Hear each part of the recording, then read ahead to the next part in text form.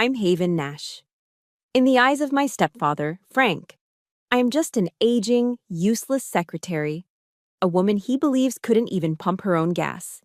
But he doesn't know that right there in the back seat of his cramped minivan, smelling of stale yogurt and resentment, I am running a global hostage rescue operation. The moment the Boeing 747 of Air Force One tore through the sky and touched down on that provincial runway, Frank's face drained of all color. He screamed at me, spit flying, "Get down, Haven! What are you smuggling? Drugs?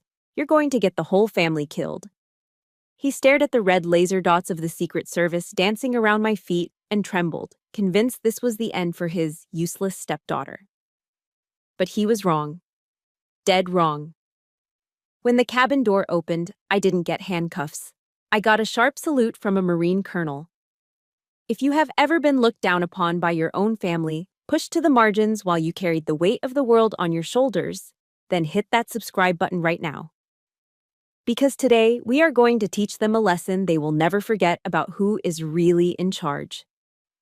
48 hours before the tarmac incident, the air conditioning at the Longhorn Steakhouse off I-66 was working overtime, battling the humid Northern Virginia heat, but it couldn't cool down the simmering rage in my chest. The booth smelled like burnt garlic butter and cheap cologne. Frank's cologne. "To Kyle," Frank announced, his voice booming loud enough to turn heads 3 tables away. He raised a glass of the house Cabernet, holding it by the bowl like a barbarian, leaving greasy fingerprints on the glass. A real man, a conqueror of the skies. My younger half-brother, Kyle, sat opposite me, looking smug. He swirled his soda, soaking in the adoration. He was 30 years old, still living in the basement suite I helped pay for. And today, we were celebrating his monumental achievement, obtaining a private pilot's license for a single-engine Cessna. "That wasn't an easy check ride, Dad," Kyle said, feigning modesty while fishing for a piece of the Wild West shrimp. "The crosswind component was almost 5 knots. 5 knots? You hear that, Helen?" Frank slapped the table, making the silverware jump. My mother, Helen, nodded frantically, cutting her Flo's filet into tiny, nervous pieces. "Incredible," she chirped, avoiding my eyes. "Just incredible, Kyle." "That's what separates the men from the boys," Frank declared, pointing a steak knife at me for emphasis. "Aerodynamics, Haven. It's not just driving a car. You have to understand physics. Lift, drag, thrust. Things you don't need to worry about in your little travel secretary job." I slowly chewed a piece of broccoli. I wanted to tell him that a 5-knot crosswind is what we call a calm day at Andrews Air Force Base. I wanted to correct his explanation of Bernoulli's principle, which he was currently butchering to explain how a wing works. As the director of the Crisis Response Division at the NSC, I spent my mornings briefing Joint Chiefs on aerial refueling logistics for supersonic bombers. But I said nothing. I just nodded. "Congratulations, Kyle. Safe flights." Frank snorted. "Safe? Safety is for people who are afraid to live, Haven. Kyle is taking risks. He's out there doing things. Meanwhile, you're just booking hotels for politicians." My pocket buzzed. It wasn't a normal vibration. It was the frantic double pulse pattern of my secure BlackBerry, the one I kept hidden inside my purse. That pattern meant one thing: flash override, the highest priority alert. My heart rate didn't spike. Training took over. I slid my hand under the table, finding the device by touch. I needed to see the code. Was it the embassy in Sudan? Or the hostages in the Balkans? I pulled the phone out, just an inch below the table's edge, shielding the screen with my napkin. Slam. Frank's hand came down on the table, right next to my plate. The noise was like a gunshot in the crowded restaurant. The chatter at the nearby tables died instantly. "Put it down," Frank hissed, his face flushing a deep, ugly red. "We are celebrating your brother's achievement, and you are checking Facebook?" "Frank, I am sick of it, Haven." He was shouting now, performing for the audience of diners. "Every time we try to have a family moment, you're glued to that screen.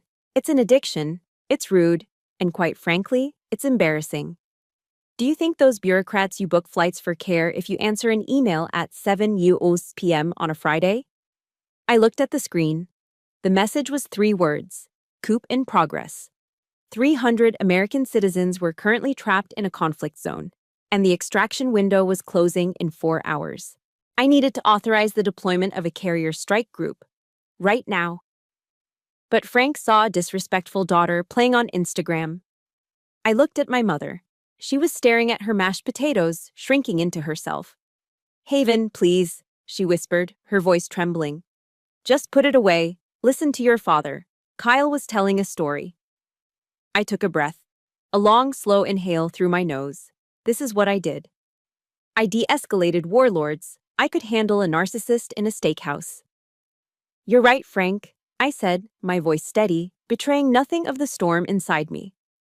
I slid the phone back into my purse, mentally calculating how many minutes I could afford to lose before sneaking to the bathroom. "I apologize. Please, Kyle, tell us more about the Cessna." Frank huffed, satisfied with his victory. He leaned back, the vinyl booth creaking under his weight. "See? Was that so hard? You need to learn some respect. Maybe if you listened more, you'd find a husband instead of marrying your job." The rest of the dinner was a blur of Frank's voice and the metallic taste of adrenaline in my mouth. I nodded at the right times. I smiled when Kyle bragged about landing on a grass strip. Then came the check. The waitress, a tired-looking woman in her 50s, placed the black leather folder in the center of the table. Frank picked it up. He made a show of putting on his reading glasses, scanning the receipt. He frowned, humming and hawing, tapping his finger on the total amount. $185. Not a fortune, but for a retired mid-level manager who spent too much on aviation hobbies, it was a pinch. He sighed loudly, taking off his glasses. He looked at Kyle with pride, then his eyes slid to me with a cold, calculating gleam. "You know," Frank said, tossing the folder onto the table so it slid right in front of my water glass. "This is a big night for the family. And Haven, since you're the only one here with no dependents, no husband, no kids to feed." He grinned. It wasn't a smile, it was a challenge. "Your money is just sitting there gathering dust, isn't it? Why don't you treat your brother? It's the least you can do for missing his graduation ceremony last week." I hadn't missed it. I was in the Situation Room monitoring a drone strike. "Frank, I thought this was your treat," my mother murmured weakly. "Nonsense, Helen," Frank laughed, clapping a heavy hand on Kyle's shoulder. "Haven wants to contribute. She wants to show she cares. Right, Haven?" I looked at the folder. Inside that purse, next to the phone that held the fate of a nation, was my wallet. I made 6 figures. I could buy this restaurant if I wanted to. But that wasn't the point. It was the assumption, the entitlement, the way he relegated me to the role of the family financier while stripping me of any respect. "Of course," I said softly. I reached into my purse, my fingers brushed against the secure phone again. "Coup in progress." I pulled out my card, a heavy black titanium card that Frank wouldn't recognize as exclusive government issue. I placed it in the folder. "Happy flying, Kyle," I said. Frank winked at the waitress as she came back. "She's paying. Good girl." As the waitress walked away, I heard the sharp, electronic beep of the credit card machine from the server station. That sound, that single, high-pitched tone. It echoed in my head, merging with the sudden, piercing ring of the emergency alert that I could no longer ignore. Beep. The sound of my money buying their silence. Beep. The sound of the countdown beginning. That high-pitched electronic beep from the credit card machine didn't just signal a transaction. It triggered a memory, pulling me back through time to a day that should have been a milestone, but instead became the foundation of my invisibility. It was 7 years ago. The humid air of a Washington, D.C. May was suffocating, thick enough to chew on. I was standing on the lawn of George Washington University, sweating under the heavy black fabric of my master's gown. Around me, families were erupting in joy. Fathers hoisting daughters onto their shoulders, mothers adjusting mortarboards, champagne corks popping in the distance.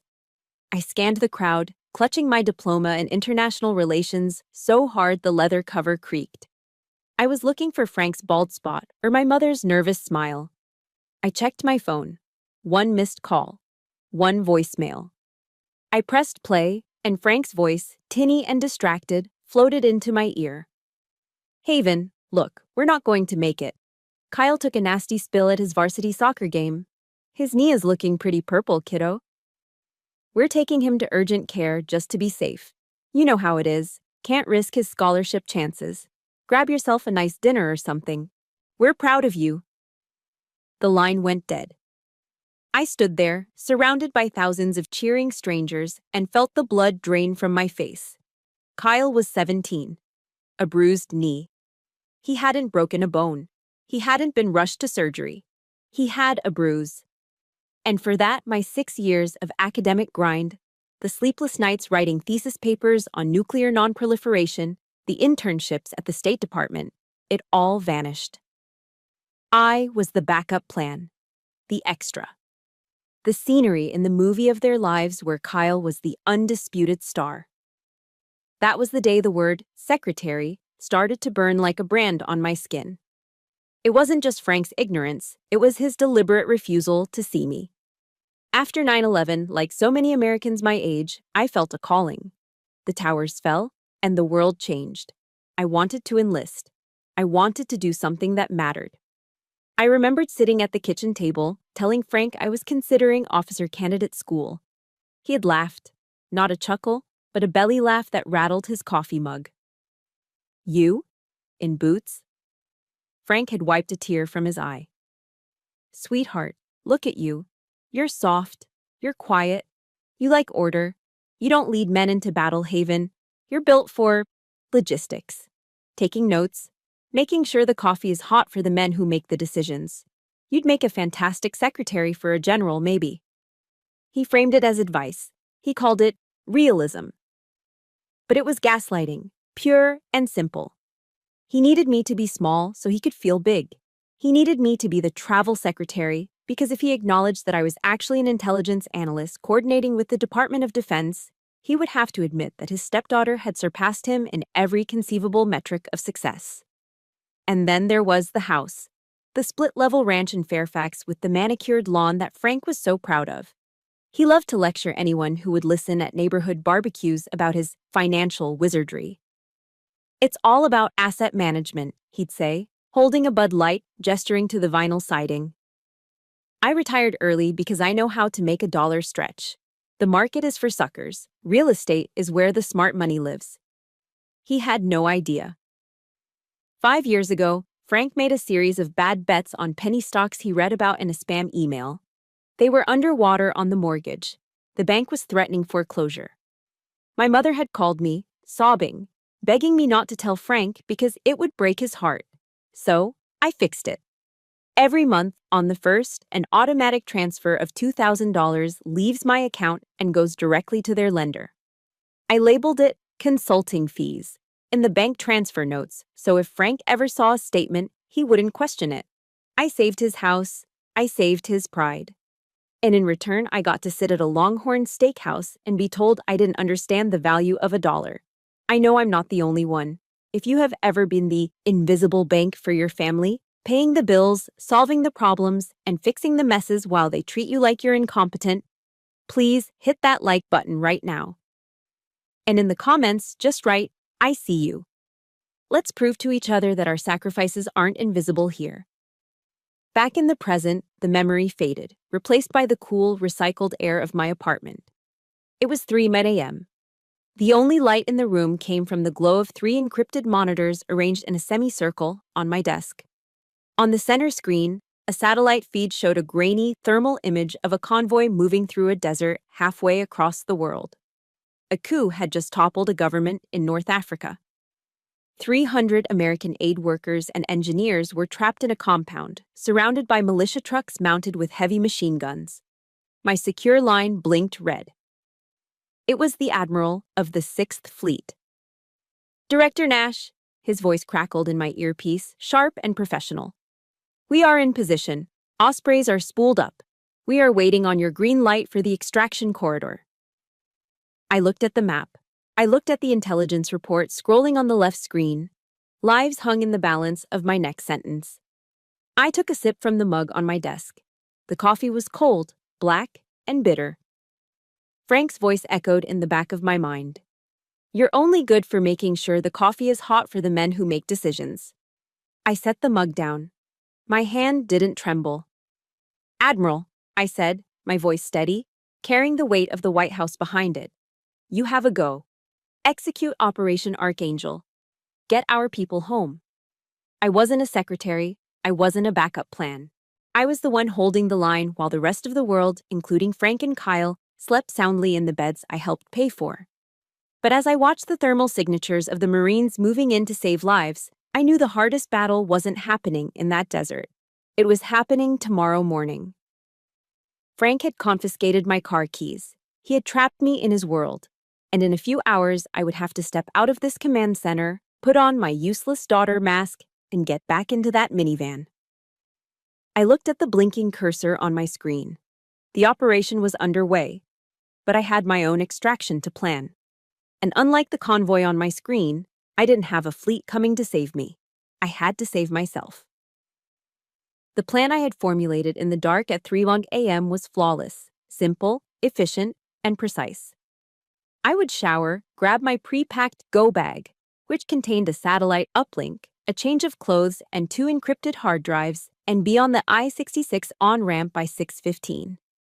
I would reach the White House Situation Room by 6:45, just in time to brief the National Security Advisor before the President's morning intelligence update. But as the military strategist Helmuth von Moltke once said, no plan survives first contact with the enemy. He just didn't know the enemy would be a retired airline middle manager in khaki cargo shorts. At 6:05 a.m., the secure phone in my pocket vibrated with a violence that rattled my teeth. It was the specific 3-pulse pattern indicating a flash override, a priority level that supersedes all other civilian and military communications. I glanced at the screen. The threat level had just escalated to DEFCON 3. The militia in the North African desert had moved their artillery into firing range of the hostage compound. We had moved from a monitoring situation to an active crisis. I sprinted down the hallway of my mother's house, my heels clicking sharply on the hardwood. I burst out the front door, adrenaline flooding my system, my mind already calculating flight paths for Reaper drones. I reached for the door handle of my dark gray sedan parked in the driveway. It was my sanctuary, my escape pod, my connection to the adult world where I commanded respect. And just where do you think you're going? The voice stopped me cold. I looked up. Frank was standing at the end of the driveway, planted firmly in the center of the asphalt, like a troll guarding a bridge. He was wearing an oversized polo shirt tucked into shorts that were pulled up too high, holding a mug of coffee that read, World's Best Grandpa, a gift from a family that didn't exist yet, bought by himself. Frank, move, I said, my voice clipped. I opened my car door and threw my bag onto the passenger seat. I have to go into the office. It's an emergency. Frank took a slow, deliberate sip of his coffee. He didn't budge. On a Sunday? I don't think so. We talked about this last night, Haven. Today is Kyle's fly-in. The whole family goes. That includes you. I don't have time for this, I snapped, sliding into the driver's seat. I jammed my key into the ignition. The engine roared to life, a sweet, powerful sound of freedom. I put the car in reverse. The backup camera screen flickered on, showing Frank's distorted, red-faced figure standing directly behind my bumper. He wasn't moving. He was crossing his arms. I rolled down my window. Frank, get out of the way. I have 300 lives depending on me being at my desk in 40 minutes. He walked around to the driver's side window. He leaned down, placing a hand on the roof of my car, invading my space with the smell of stale coffee and aggressive entitlement. 300 lives? Frank chuckled, shaking his head. Always the drama queen. You book flights, Haven. You're not saving the world. You're avoiding your family. You're jealous of your brother, and frankly, it's ugly. I am not jealous, I said, my hand hovering over the gear shift. I am employed. Now move, or I will back out around you. You need to learn to slow down, Frank said. His eyes dropped to the ignition. In a split second, instinct screamed at me to roll up the window. But I was too slow. Frank's hand darted inside the car. It was a violation so sudden, so absurd, that my brain couldn't process it immediately. His thick, calloused fingers wrapped around the key fob. "No!" I shouted, grabbing his wrist. "Let go!" he barked. He twisted his wrist with a strength I didn't know he had, the hysterical strength of a man terrified of losing control. He ripped the keys out of the ignition. The engine died instantly. The dashboard lights flickered and went black. Silence crashed down on the driveway. The only sound was the chirping of birds and the heavy breathing of a man who thought he had just won a victory. I sat there, frozen, my hand still reaching for the empty ignition slot. My car, my property, my freedom, my lifeline to the Situation Room, was now a 2-ton paperweight. Frank stood up, dangling the keys in front of my face like he was taunting a toddler. He slipped them into the deep pocket of his cargo shorts. "I'm confiscating these," he said, his voice dropping to that patronizing teacher tone he loved so much. "Since you want to act like a spoiled child who can't follow family rules, I'm going to treat you like one. You're grounded from the car, Haven." "Frank," I said, my voice trembling with a rage so cold it felt like ice in my veins. "Give me back my keys. That is theft. That is federal property inside that vehicle." "It's a Toyota, Haven, not a tank," he scoffed. "Now get out. You're riding in the van with us. We're leaving in 5 minutes. Don't make me come drag you out." He turned and walked toward the house, his flip-flops smacking against his heels, satisfied with his parenting. I sat in the dead car, gripping the steering wheel until my knuckles turned white. I could call the police. I could call the Secret Service detail assigned to my division. They would be here in 10 minutes. They would tackle Frank, handcuff him on his manicured lawn, and retrieve my keys. But 10 minutes was too long. And the paperwork, the scandal, the background checks on my family that would follow. It would derail the operation. I couldn't afford a domestic dispute report when I needed top-secret clearance to authorize a drone strike. I looked at my secure phone. DEFCON 3. The mission was the only thing that mattered. If I couldn't get to the command center, I had to bring the command center to me. I swallowed the scream that was clawing at my throat. I grabbed my go bag. I stepped out of my sedan, slamming the door shut. I walked toward the open garage where the beige Honda Odyssey sat waiting. It was covered in pollen and bumper stickers that said, "Proud parent of an honor student." It was the chariot of suburban mediocrity. I slid the side door open. The interior smelled of old French fries, wet dog, and the unmistakable sour scent of spilled yogurt that had baked in the Virginia sun. "Good choice," Frank called out from the front porch, jingling my keys in his pocket. "See? Isn't it nice to be part of the team?" I climbed into the back seat, squeezing myself between a massive child safety seat for a nephew who visited once a year, and a cooler full of sodas. I pulled my knees to my chest. I put my earbuds in. I tapped the screen of my phone, initializing the secure link to the Pentagon. Thud. The automatic door slid shut, sealing me inside. Frank thought he had stripped me of my power by taking my keys. He thought he had trapped me. But as I watched him waddle toward the driver's seat, I realized he had made a fatal error. He had just locked himself in a metal box with a woman who was about to orchestrate a war, and there was no escape for him now. Interstate 66 was doing what it did best on a Saturday morning: nothing. It was a 30-mile-long parking lot of shimmering heat and exhaust fumes, stretching from the D.C. Beltway out into the Virginia suburbs. Inside Frank's Honda Odyssey, the atmosphere was even more suffocating. The air conditioning was wheezing, struggling to battle the humidity, but it stood no chance against the smell. It was a specific, cloying scent unique to family road trips, a mixture of stale fast food French fries, the faint, sour odor of old yogurt spilled weeks ago, and Frank's overwhelming musk of cheap aftershave and self-righteousness. I was wedged in the back row, my knees pressed against the back of the middle seat. To my left was a giant plastic cooler filled with generic brand soda. To my right was a child safety seat belonging to my cousin's toddler, covered in sticky residue and crumbs of crushed Cheerios. The hard plastic of the car seat dug into my hip with every lurch of the stop-and-go traffic. "You see this, Kyle?" Frank said, his eyes darting to the rearview mirror to make sure he had an audience. He tapped the steering wheel with authority. This is why you check your tire pressure. Half these idiots are driving on soft rubber. Increases the drag coefficient, burns gas, bad for the asphalt. It's basic physics, but nobody teaches that anymore. I kept my head down, my hair falling forward like a curtain to hide the wireless earpiece in my right ear. Copy that, Admiral, I whispered, barely moving my lips. What is the status of the extraction team? Director Nash, the voice of Admiral Holloway, commander of the 6th Fleet, came through crystal clear, a stark contrast to the static of the minivan's radio. The Osprey team is refueling mid-air. We are holding at the rendezvous point. But we have a problem. Intelligence suggests the militia has acquired shoulder-fired surface-to-air missiles. We need authorization to engage preemptively. Hold fire, I whispered. If we shoot first, the hostages die. I need visual confirmation on the SAM sites. Haven! Frank's voice cut through the Admiral's report like a foghorn. I flinched, instinctively sliding my phone under my thigh. Yes, Frank. Are you listening? He waved a hand at the glove compartment.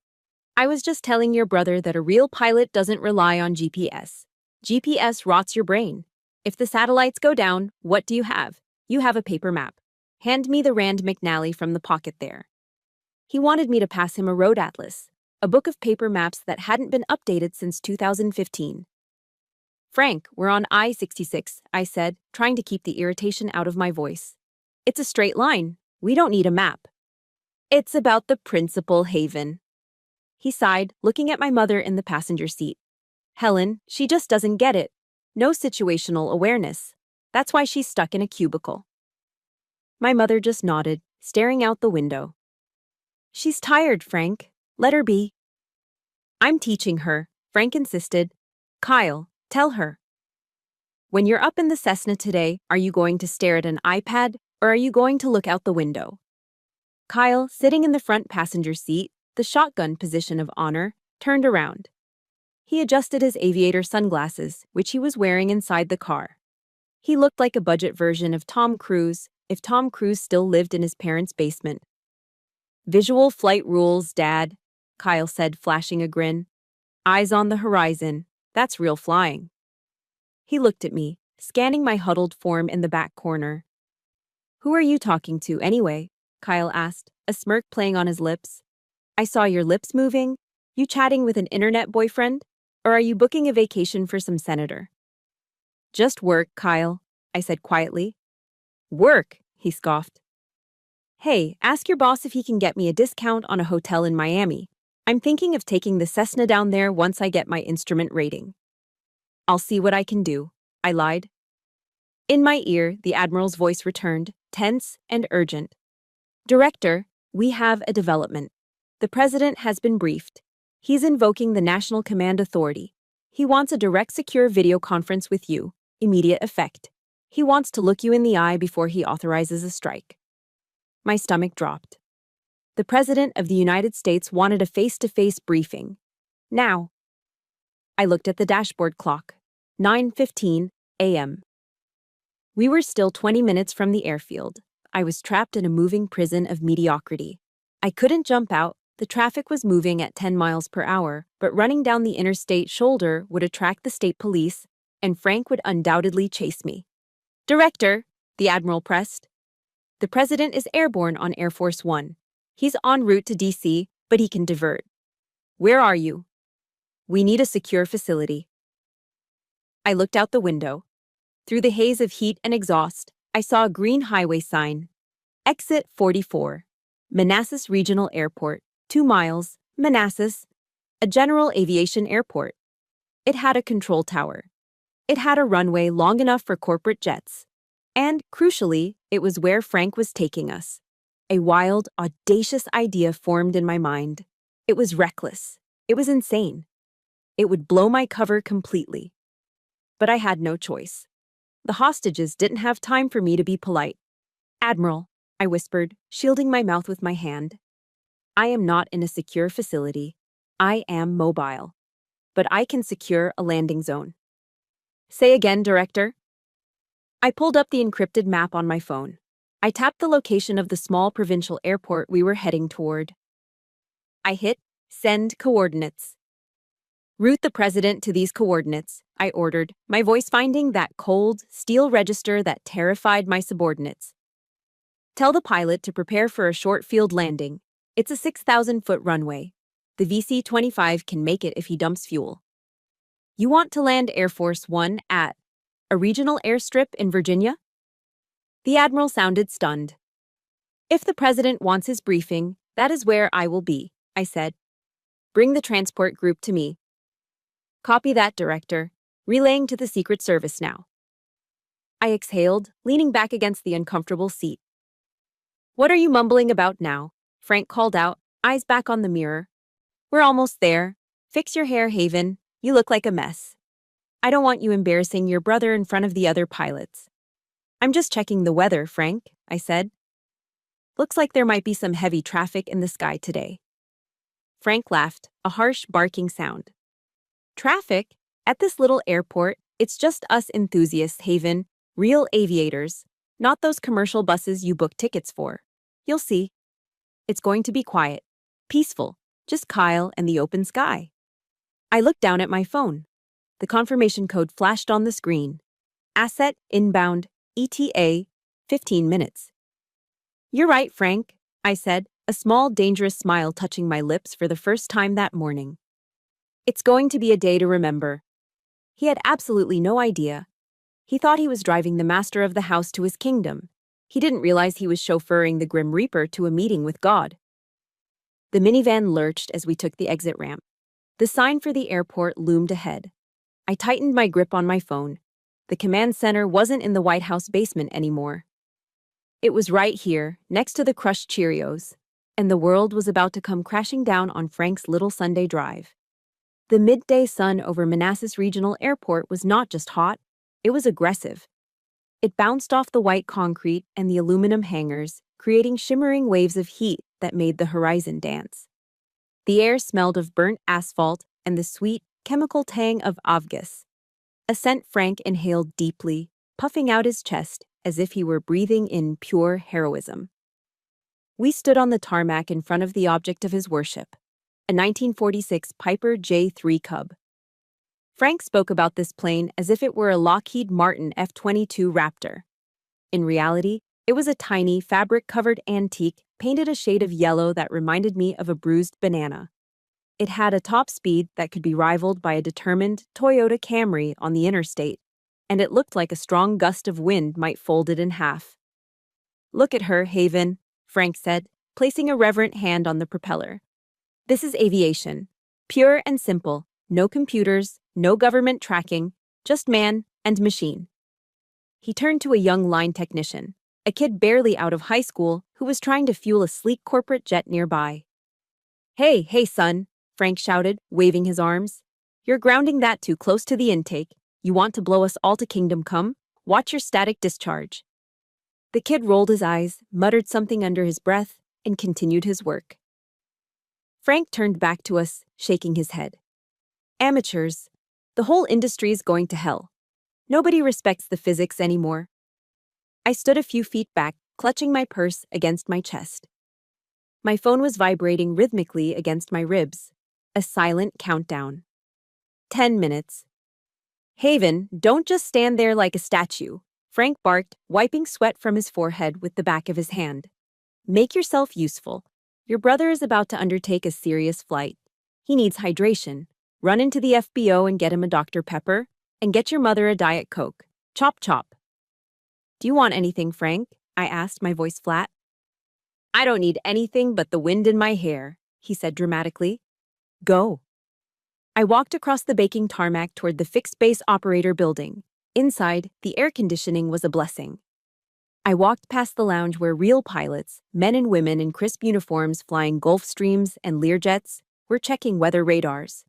They glanced at me, the woman in the sensible blouse and slacks, assuming I was a lost passenger. I stood in front of the vending machine, feeding quarters into the slot. Clink, clink, clink. It was surreal. I was the woman who had just authorized a cryptographic key change for the entire Sixth Fleet, and here I was, fishing for loose change to buy a soda for a 30-year-old man who thought flying a kite with an engine made him Chuck Yeager. I grabbed the cold cans, Dr. Pepper, Diet Coke. The condensation dripped onto my hand. When I returned to the plane, Kyle was already in the cockpit, or rather the front seat of the fabric kite. He was wearing his aviator sunglasses and checking his wrist, looking at a watch that was far too expensive for someone unemployed. "Thanks, sis," Kyle said, taking the soda without looking at me. He cracked it open, taking a long swig. "Man, the density altitude is high today. Going to be a tricky climb out." "You'll handle it," Frank said, beaming. He looked at me and pointed to a large golf umbrella lying on the ground. "Haven, open that up and hold it over the cockpit. The sun is heating up the instrument panel. We can't have the gauges drifting." "You want me to hold the umbrella?" I asked. "Yes, hold the umbrella," Frank snapped. "Protect the equipment. God, do I have to explain everything? Stand there. No, further back. You're blocking the airflow to the intake." I stepped back, hoisting the heavy umbrella over Kyle's head like a servant attending to a pharaoh. My arm ached. The heat radiated up through the soles of my shoes. "Pre-flight check," Kyle announced, his voice dropping an octave to sound deeper. "Altimeter set, magnetos off, throttle cracked." Frank pulled a bulky black handheld radio scanner from his belt loop. It was an ancient device from Radio Shack that he carried everywhere, claiming it gave him intel that the news didn't report. He extended the telescopic antenna, turning the squelch knob until the static hissed loudly. "Tower is quiet," Frank noted, listening to the fuzz. "Good. Means we have the pattern to ourselves." I shifted my weight. The vibration in my purse had stopped. That meant only one thing: asset on final approach. Suddenly, the static on Frank's radio changed. It wasn't the lazy hiss of an open channel anymore. It was a sharp, rhythmic interference, the kind you hear when a massive electromagnetic source overpowers a receiver. Zuzzed, zuzzed, pop. Then, a voice cut through the noise. It wasn't the bored local controller I usually heard on Frank's scanner. This voice was different. It was crisp, authoritative, and terrifyingly calm. "Break! Break! All stations, Manassas Tower. Implementing immediate ground stop. Security level 1 in effect. All aircraft on the ground, hold position. All aircraft in the pattern, depart the airspace immediately. This is a federal mandate." Frank frowned, tapping the side of his radio. "What? What kind of garbage is this?" "Repeat," the voice continued, louder this time. "Ground stop. Clear the runway. Unidentified heavy traffic inbound. Expedite." The young technician fueling the jet dropped his hose. The pilots I had seen in the FBO were running out onto the balcony, looking at the sky. Frank looked at the radio, then at Kyle. He let out a scoff of disbelief. "Ground stop." Frank laughed, a nervous, irritated sound. "For what? There's not a cloud in the sky. This is ridiculous. Probably some bureaucrat in DC pushed the wrong button." "Dad, maybe we should wait," Kyle said, his hand hovering over the starter. He looked less like Top Gun and more like a confused kid. "Nonsense," Frank yelled over the sound of a siren starting up in the distance. "It's a drill, Kyle. They do this to scare the hobbyists away. We have rights. We filed a flight plan. Well, we were about to. Start the engine." "Frank," I said, lowering the umbrella, "you should listen to the radio." Frank spun on me, his face purple in the heat. "Don't you start, Haven. You don't know the first thing about FAA regulations. I've been listening to this scanner for 20 years. If it was real, I'd know." He turned back to Kyle, waving his hand dismissively at the empty blue sky. "Kick the tires and light the fires, son. Let's show them what this bird can do before they close the runway for their little game." Kyle nodded, emboldened by his father's stupidity. He reached for the ignition switch. "Clear prop," Kyle shouted. The little propeller spun. The engine coughed, sputtered, and roared to life with the noise of a very angry lawnmower. Frank pumped his fist, shouting over the engine noise. "That's it! Taxi to the hold line. Ignore the tower." I stepped back, folding the umbrella. I looked to the east. Frank was looking at the yellow toy in front of him. He was looking at the pavement. He was looking at his shoes. He wasn't looking up. But I was. And in the distance, a dark speck was growing larger against the sun. It wasn't a cloud, it wasn't a bird, and it certainly wasn't a drill. The air pressure dropped, the birds stopped singing, even the drone of the Piper Cub seemed to falter, as if the machine itself was trembling in the presence of a predator. Frank screamed something at the tower, shaking his fist. He had no idea that in about 30 seconds, his entire understanding of the universe was about to be obliterated by 4 General Electric CF6 turbofan engines. It started as a vibration in the soles of my shoes, a low, thrumming tremor that traveled up my legs and settled in my chest, rattling my ribcage. The birds that had been chirping around the hangar suddenly went silent. The wind picked up, but it wasn't a natural breeze. It was a pressure front, a wall of displaced air pushing ahead of something massive. "What is that?" Kyle shouted, looking around wildly. "Is that a storm front?" Frank looked up from his shoes, squinting against the glare. "Don't be stupid, Kyle.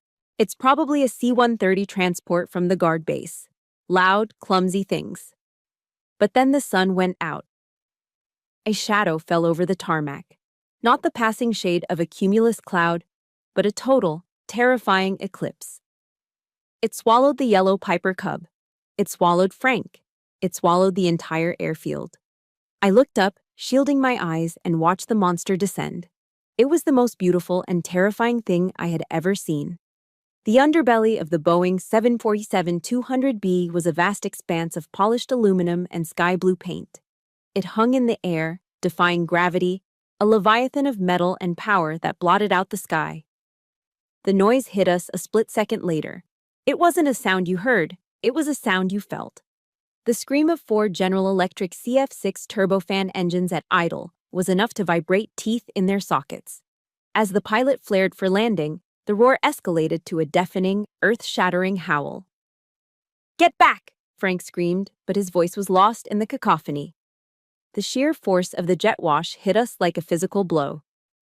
Frank's hat, the one that proclaimed him the world's best grandpa, was ripped from his head and sent tumbling across the asphalt into a drainage ditch. The Piper Cub rocked violently on its suspension, its wings dipping dangerously as if bowing in submission. Screech! 600,000 pounds of American diplomacy slammed onto the runway. Smoke erupted from the 18 main landing gear tires as they bit into the pavement. The smell of burning rubber instantly overpowered the scent of Frank's cheap cologne. The massive aircraft slowed, its thrust reversers deploying with a mechanical roar that sounded like the end of the world. It taxied toward us, a towering wall of steel. And then, I saw it. The detail that broke Frank's brain. The flag. High on the tail, the American flag stood proud. And sweeping across the fuselage in impeccable font were the words, "United States of America." This wasn't a C-130. This wasn't a training exercise. This was the VC-25, the Flying White House. The aircraft came to a halt less than 100 yards from where we stood. The engine spooled down to a high-pitched whine, but the silence that followed was even heavier. I looked at Frank. He wasn't looking at the plane with awe. He was looking at it with sheer, unadulterated terror. His face had drained of all color, leaving his skin the shade of wet ash. His eyes were wide, darting back and forth like a trapped animal. He collapsed. Frank's knees gave out, and he hit the tarmac hard. He scrambled backward on his hands and butt, trying to put distance between himself and the aircraft. "Haven!" he shrieked, his voice cracking. He lunged out and grabbed my ankle, his fingernails digging into my skin through my pant leg. Get down, you idiot!" "Frank, let go," I said, my voice calm amidst the chaos. "What did you do?" he screamed, spit flying from his lips. "Why are they here? Is this the FBI? Are you smuggling drugs? Oh my God, you're laundering money for terrorists, aren't you? That's where the mortgage money came from." He was hyperventilating now, his narcissism twisting reality into a pretzel. In Frank's small, fearful world, the government only showed up to punish. He couldn't conceive of a reality where authority arrived to serve. "They're going to arrest us all," Frank wailed, pulling harder on my leg. "I didn't know. Officer, I didn't know. She's the stepdaughter. I have nothing to do with her." He was already selling me out. The engines hadn't even stopped spinning, and he was already offering me up as a sacrifice to save his own skin. Kyle was no better. He was standing behind the wing of his Piper Cub, hands raised in the air as if surrendering to an invisible army, a wet stain spreading rapidly across the front of his khaki shorts. Suddenly, the tarmac was swarmed. Black SUVs with flashing lights tore around the corner of the hangar, screeching to a halt between us and the plane. Men in dark suits poured out, Secret Service agents. They moved with fluid, lethal precision, forming a perimeter. Frank saw the red laser dots from the counter-assault team dancing on the pavement near his feet. He curled into a fetal position, covering his head with his hands. "Don't shoot. I'm a patriot. I pay my taxes. It's her. Take her." I looked down at the man groveling at my feet. This was the man who had lectured me on leadership over a steak dinner. This was the man who had confiscated my car keys to teach me a lesson. This was the man who had spent 20 years telling me I was small, weak, and fit only for secretarial work. And now, he was sobbing into the asphalt because a plane landed. This is the moment.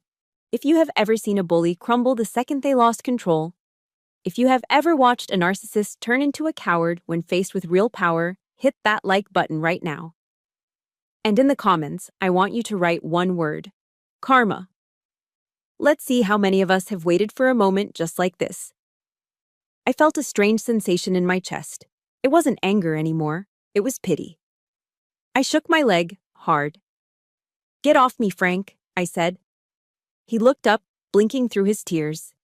"Haven, stay down, you'll get us killed." "No, Frank," I said, my voice cutting through the humid air like a blade. "I won't." I kicked his hand away from my ankle. I brushed a speck of dust from my blazer. I reached into my purse and pulled out my ID badge, the one I usually kept hidden in a zippered pocket. I clipped it onto my lapel. The gold seal of the executive office of the president glinted in the sun. "Haven," Frank whispered, confusion warring with his fear. Where are you going?" I didn't answer him. I didn't look at Kyle cowering by his toy plane. I turned my back on the minivan, on the spilled sodas, on the petty, small life they had tried to imprison me in. I started walking. I walked straight toward the line of black SUVs, straight toward the men with assault rifles, straight toward the massive staircase that was slowly unfolding from the belly of the beast. The wind whipped my hair back, but I didn't flinch. For the first time in my life, I wasn't walking away from something. I was walking toward who I really was. The distance between Frank's Honda Odyssey and the staircase of Air Force One was less than 50 yards. But as I walked it, it felt like I was crossing the widest canyon in the world. Behind me lay a lifetime of being told I was small, incompetent, and irrelevant. Ahead of me lay the world where I commanded armies.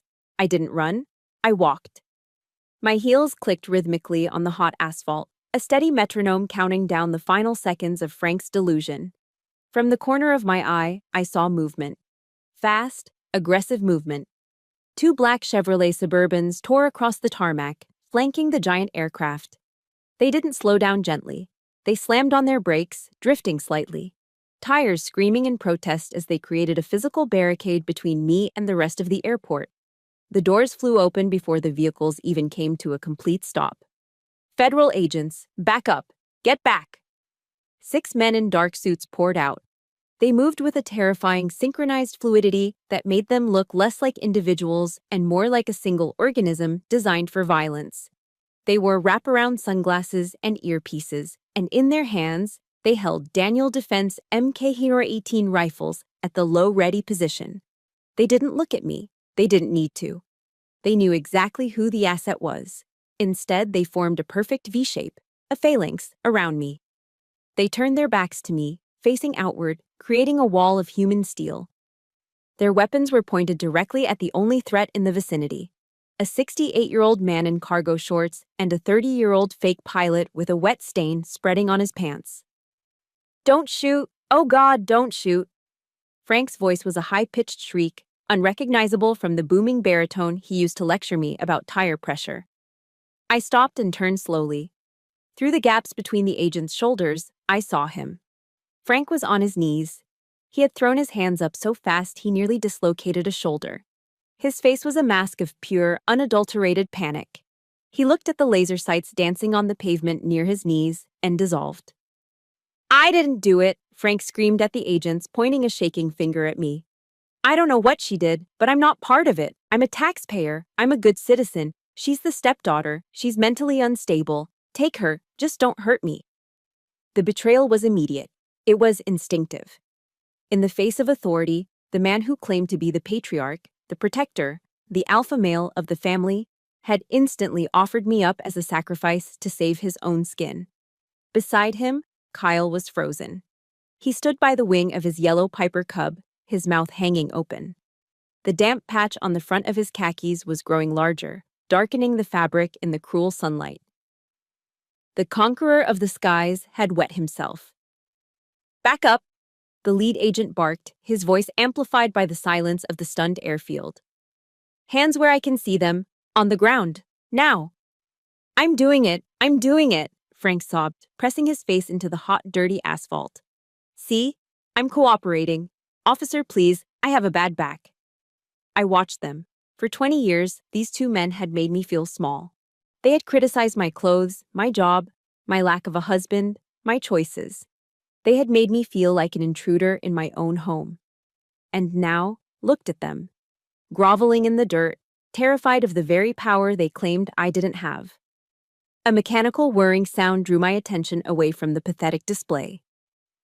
The main cabin door of the Boeing 747 was opening. The stairs unfolded with hydraulic grace. A figure appeared in the doorway. It wasn't the president, not yet. It was a man in the impeccable dress blue uniform of the United States Marine Corps. Silver eagles on his shoulders glinted in the sun. Rows of ribbons decorated his chest. He was a colonel, the president's military aide, a man who carried the football, the nuclear launch codes. He walked down the stairs with a solemn, heavy gait. He didn't look at the agents. He didn't look at Frank sobbing on the ground. He didn't look at the yellow toy plane. He walked straight through the line of Secret Service agents, who parted to let him pass. He stopped exactly 3 feet in front of me. The colonel snapped his heels together. The sound was sharp, like a pistol crack. He raised his right hand in a crisp, slow, perfect salute. It was a gesture of supreme respect, reserved for superiors, for the commander-in-chief, and for those holding the highest offices of the land. Good morning, Director Nash, the colonel said. His voice was deep, respectful, and carried clearly over the tarmac. The president is waiting for you in the conference room. We are ready for immediate departure. I didn't salute back. I was a civilian. But I nodded, acknowledging the respect that Frank had denied me for decades. Thank you, Colonel, I said softly. Before I turned to ascend the stairs, I took one last look back. Frank had lifted his head from the asphalt. He was staring at the colonel. He was staring at the salute. His brain was trying to process the impossible image. The travel secretary, the useless girl, the coffee fetcher. A Marine colonel was saluting her. Frank's mouth worked, opening and closing like a fish on a dock, but no sound came out. The cognitive dissonance was breaking him. He realized in that shattering moment that he hadn't just been wrong. He had been irrelevant. I looked him right in the eye. I didn't smile. I didn't gloat. I didn't flip him off. I didn't need to. I simply looked at him with the detached curiosity one might have for a bug that had just splattered against a windshield. Goodbye, Frank, I whispered, though he couldn't hear me over the rising whine of the engines. I turned my back on him. I turned my back on the minivan. I turned my back on the debt I paid, the insults I swallowed, and the keys he had stolen. As I climbed the stairs to the most powerful aircraft on Earth, I felt a weight lift off my shoulders. A weight I hadn't realized I was carrying until it was gone. The Secret Service agents began to retreat, moving in formation to follow me, leaving Frank and Kyle alone on the vast, empty runway, small and insignificant under the shadow of my wings. I stepped into the cool, pressurized cabin of Air Force One. The door closed behind me with a solid, final thud, sealing out the heat, the smell of stale yogurt, and the ghosts of my past forever. The wind on the tarmac was violent, whipping my hair across my face, stinging my cheeks with grit and the smell of burnt jet fuel. But as I placed my foot on the first step of the mobile staircase, the chaotic noise of the outside world began to fade. Each step was a physical severance. Step 1. I left behind the humidity of Northern Virginia, the sticky, oppressive heat that had clung to me since childhood. Step 2. I left behind the smell of stale yogurt and the crushed Cheerios embedded in the upholstery of a minivan that had served as my prison cell for the last 2 hours. Step 3. I left behind the voice of a man who had told me, not 10 minutes ago, that I was incapable of understanding aerodynamic lift, while I was currently boarding the only aircraft in the world equipped to survive a nuclear blast. I reached the top of the stairs. The Marine colonel who had saluted me stood aside, holding the door. He didn't say a word. He didn't need to. His posture said everything. Welcome home, Director. I stepped across the threshold.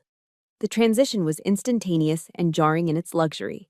The roar of the engines, that deafening, bone-shaking scream, vanished, replaced by the hushed, pressurized silence of the cabin. The air here was different. It was cool, crisp, and scrubbed clean of dust. It smelled of expensive leather, furniture polish, and the rich, dark aroma of freshly brewed Kona coffee. The kind served on silver trays, not in styrofoam cups. A steward in a white jacket nodded to me. Director Nash, can I take your bag? No, thank you, I said, gripping the strap of my go bag. It contained the hard drives. It stayed with me. The president is in the conference room, the steward said, gesturing down the corridor.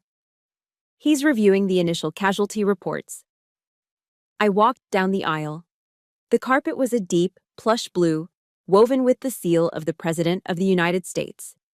To my left, the communications center was buzzing with quiet efficiency. Military aides talking in low voices into secure handsets, typing on laptops that controlled the movements of fleets and armies. This was power. Frank's power was loud. It was shouting at a waitress in a steakhouse. It was confiscating car keys. It was bullying a teenage boy into flying a kite with an engine. Real power was silent. Real power didn't need to shout. It hummed. I reached the door of the conference room. It was open. The President of the United States was sitting at the head of a long, mahogany table. He was in his shirt sleeves, his tie loosened slightly, reading glasses perched on the end of his nose. He was studying a topographic map of the North African desert spread out before him. He looked up as I entered. He looked tired, the heavy, burdened fatigue of a man who carries the lives of millions in his pocket. But his eyes were sharp. Haven, he said, removing his glasses. He didn't stand on ceremony. We had worked together through 2 hurricanes and a diplomatic crisis in the South China Sea. He knew I didn't care for pleasantries when the clock was ticking. I apologized for the dramatic pickup. The Secret Service wasn't thrilled about landing a 747 on a strip designed for Cessnas, but I told them you don't send coordinates unless it's the only option. It was the only option, Mr. President, I said, placing my bag on the table and pulling out the encrypted drives. My transport was compromised. Compromised? He raised an eyebrow. I thought you had a secure detail. Domestic logistical failure, sir, I said. It won't happen again. The president nodded, accepting the vagueness. He reached for the coffee pot on the table and poured a cup. He pushed it toward me. Black. Just how I took it. Sit, he said. Walk me through the extraction. The Admiral says you want to use the chaotic weather patterns as cover for the Ospreys. It's risky. It's calculated risk, sir, I began, opening my laptop. The sandstorm will blind their radar, but our thermal imaging will cut right through it. If we wait for clear skies, they'll execute the hostages. The president took a sip of his coffee, his eyes drifting to the window on his left. The heavy curtains were pulled back, offering a view of the tarmac below. He paused. He leaned forward slightly, squinting through the thick, bulletproof glass. Director, he said slowly, the Secret Service seems to be having a situation down there. I froze. My fingers hovered over the keyboard. Sir? Down there, the president pointed. Near that yellow red thing. Is that a plane? There are 2 individuals. One appears to be on the ground, being restrained. The other is crying. They're shouting something at the agents. I didn't want to look. I wanted to focus on the map. I wanted to focus on the hostages in the desert. But the president turned to me, his expression shifting from commander-in-chief to human curiosity. "They look frantic," he noted. "And judging by where we landed, they were standing right next to you. Do they know you, Haven?" The cabin was silent. The only sound was the faint hum of the avionics cooling fans. I stood up and walked to the window. I looked down. From this height, Frank was small. He was on his knees, his hands cuffed behind his back. Standard procedure for anyone who rushes a presidential motorcade. He was writhing, his face contorted in a scream I couldn't hear. Kyle was slumped against the wheel of his Piper Cub, head in his hands, defeated. They looked like what they were, small men who had spent their lives trying to make themselves feel big by shrinking everyone around them. The president watched me.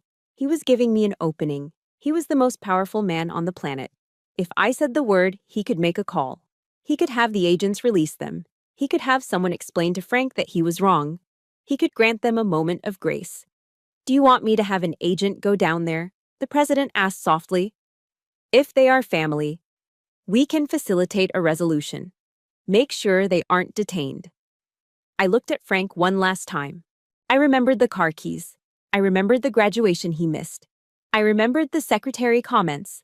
I remembered the check at the steakhouse. I looked at the president. "No, Mr. President," I said, my voice steady, cool, and utterly devoid of emotion. "No."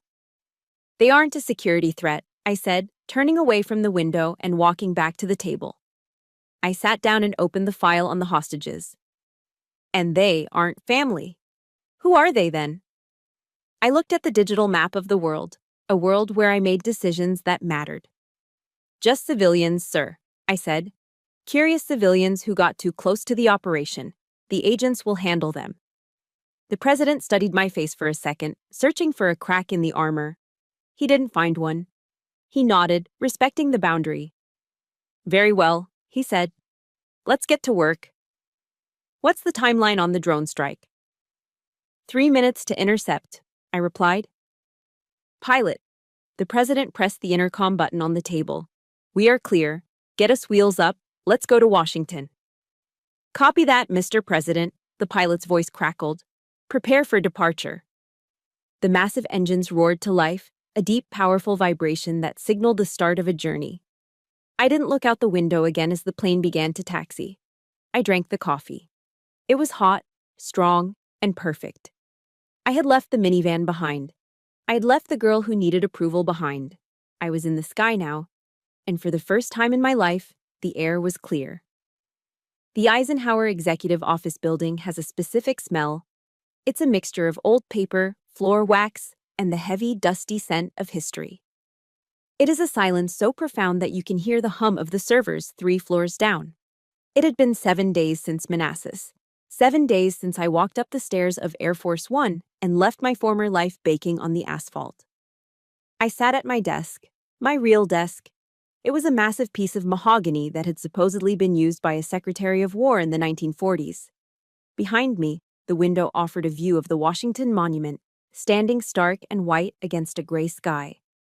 On the wall, the digital clock ticked in Zulu time, synchronizing the movements of fleets across the globe. My secure line was quiet. The crisis in North Africa was over. The hostages were home. The world was safe. But inside my top desk drawer, buried under a stack of classified briefings, my old personal iPhone was vibrating. I hadn't looked at it in a week. I had left it turned off, enjoying the peace. But today I needed to close the loop. I needed to confirm the intel report on the people I used to call family. I opened the drawer. The screen lit up, harsh and artificial in the dim office. 15 missed calls, 7 text messages, 1 new voicemail. All from Dad Frank. I stared at the name. It didn't evoke fear anymore. It didn't evoke anger. It just looked like a typo, a mistake in the code. I picked up the phone. It felt light, flimsy, like a toy compared to the heavy encrypted devices I used for work. I pressed the speaker button. Frank's voice filled the room, booming and distorted, as if he were shouting directly into the microphone while driving that damn minivan. Haven, sweetheart, it's Dad. The tone was jarring. It was high-pitched, jovial, dripping with a sugary, fake enthusiasm that made my stomach turn.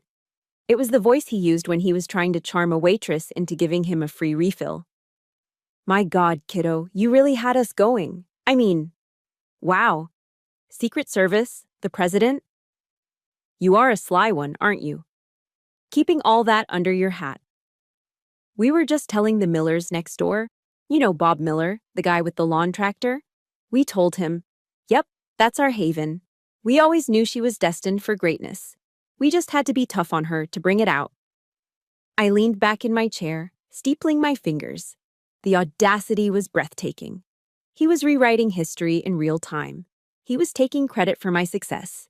The abuse, the insults, the secretary comments, in his twisted mind that was just tough love designed to build my character. The voice on the recording dropped lower, becoming conspiratorial. This was the pivot. This was the real reason for the call. Anyway, listen, honey, we need to talk. Things are... Well, the town is buzzing. Everyone wants to know you. And Kyle, look, your brother is going through a tough time. That little incident with the Piper Cub really shook his confidence. He's thinking the private pilot route is too slow. I could hear the smile in his voice now. A greasy, transactional smile. I was thinking, since you're basically running the White House now, what if you made a call to the Air Force Academy? Get him a slot. Skip the congressional nomination nonsense. Just get him in.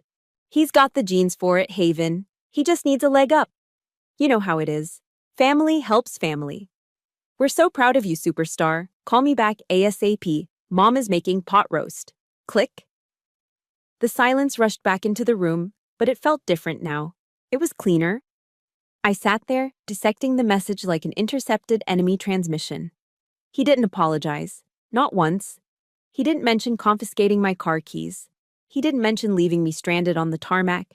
He didn't ask how I was. He didn't ask if I was safe. He saw my power, and his first instinct wasn't respect. It was extraction. He saw me as a resource. I was no longer the useless daughter. I was the golden goose. He wanted me to corrupt a federal institution, to bypass the rigorous standards of the Air Force Academy, standards I respected deeply, just to give his lazy, incompetent son a shortcut to glory. He thought he could just hit the reset button. He thought that by calling me superstar, he could erase 20 years of calling me nothing. It was pathological. It was narcissism in its purest, most malignant form. I looked at the phone. For years, I'd held onto it, waiting for an apology, waiting for them to say, "We see you, we love you." But that message was never going to come. Because you cannot get blood from a stone, and you cannot get love from a parasite. I didn't feel sad. I felt a profound sense of professional clarity. The asset was compromised. The relationship was a liability. My thumb hovered over the screen. I didn't just delete the voicemail. I tapped the share icon. I sent the audio file to a secure cloud folder labeled Legal Harassment Evidence. If Frank ever tried to show up at my workplace, if he ever tried to sell a story to the press about how I abandoned them, I would have his voice, in his own words, trying to solicit a federal favor. Then I went to the contact list. Frank Nash. I scrolled down to the bottom. The red text stared back at me. Block this caller. I pressed it. A pop-up asked me to confirm. Block contact. Next. Helen Nash. My mother. The woman who watched him take my keys and said nothing. The woman who ate the steak I paid for while I was being insulted. Block this caller. Block contact. Next. Kyle Nash. The golden child. The fake pilot. Block this caller. Block contact. I put the phone down. I expected to feel heavy. I expected to feel the weight of orphanhood, the sting of being truly alone in the world. But I didn't. I felt like I did when the landing gear retracted on takeoff. I felt lighter. I felt drag reduction. I looked out the window at the Washington Monument. The sun was breaking through the clouds, illuminating the white stone. I wasn't alone. I had a team of 300 analysts downstairs who respected me. I had a president who listened to me. I had a mission. I picked up the old iPhone one last time. I walked over to the shredder bin in the corner of the room, the one reserved for non-classified electronic waste. I dropped the phone into the bin. It landed with a hollow thud among the shredded paper. I walked back to my mahogany desk. I pressed the intercom button on my secure line. "Director Nash?" My assistant's voice chirped instantly.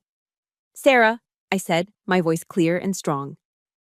"Bring me the briefing on the Pacific Rim, and get me a fresh cup of coffee. Black." "Right away, Director." I opened my laptop. The screen glowed with data, maps, and responsibilities. The file on family was closed. The file on my life was just opening. And for the first time, I was the only one with the edit access. The colonnade of the White House is perhaps the most deceptive strip of pavement in America. To the tourists peering through the iron fences on Pennsylvania Avenue, it looks like just a walkway. A simple, open-air corridor supported by white pillars that connects the residence to the West Wing. But when you walk it, really walk it, you feel the weight of the ghosts who have paced these stones before you. Decisions that changed the course of history were made in the space between these columns. Wars were ended, treaties were conceived, and today, for the first time in my life, I wasn't walking it as a staffer or a fixer or a shadow. I was walking it as a free woman. It was late afternoon.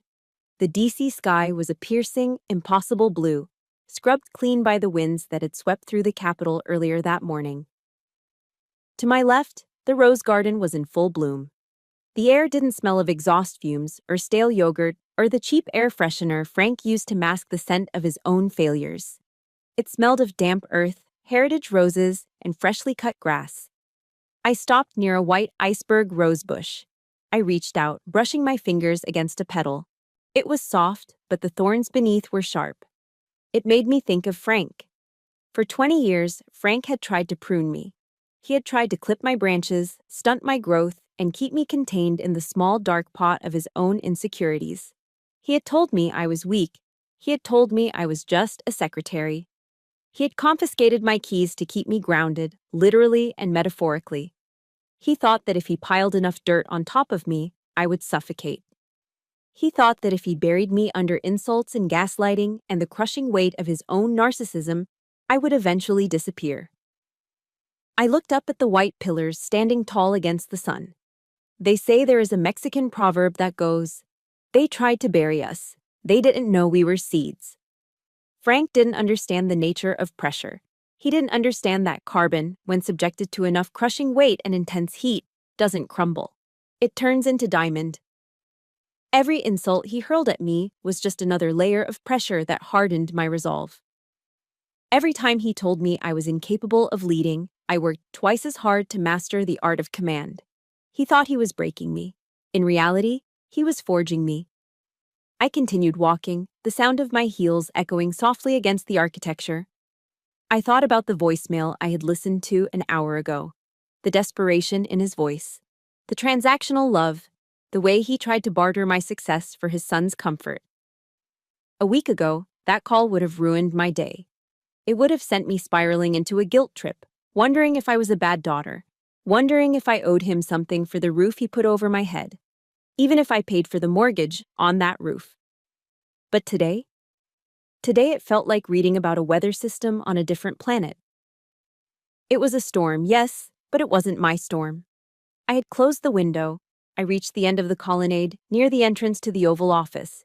There is a presence here, a sense of continuity. I thought of Eleanor Roosevelt, a woman who knew something about being underestimated, about being defined by the men in her life, until she decided to define herself. Her voice seemed to whisper in the breeze, rustling the magnolia trees. No one can make you feel inferior without your consent. For so long, I had given Frank my consent. I had handed him the signed permission slip to belittle me every time I sought his approval, every time I paid a check I shouldn't have paid, every time I climbed into the back of that minivan to keep the peace. I had revoked that consent on the tarmac at Manassas, and I was never, ever giving it back. I realized then that I didn't need a pilot's license to understand flight. Frank and Kyle were obsessed with the mechanics of flying, the flaps, the rudder, the engine. They thought flying was about manipulating a machine. But real flight? Real flight is the ability to rise above the turbulence. It's the ability to look down at the things that used to terrify you, the bullies, the debts, the expectations, and see them for what they truly are. Small, insignificant dots on a map that you have already flown past. Roar. The sound started as a rumble and quickly tore through the silence of the garden. I looked up. High above the Washington Monument, a solitary F-35 fighter jet banked sharply, its afterburner glowing like a star in the daylight. It was likely a patrol from Andrews, securing the airspace over the Capitol. A week ago, that sound would have made me flinch. It would have reminded me of Frank screaming on the runway, of the fear of being arrested, of the chaos. But today, I didn't flinch. I didn't look down. I shielded my eyes against the sun and watched the metal bird carve a path through the heavens. It was loud. It was unapologetic. It was powerful. It was mine. That sky didn't belong to Kyle and his rented Cessna. It didn't belong to Frank and his delusional lectures on aerodynamics. That sky belonged to me. It belonged to the people who did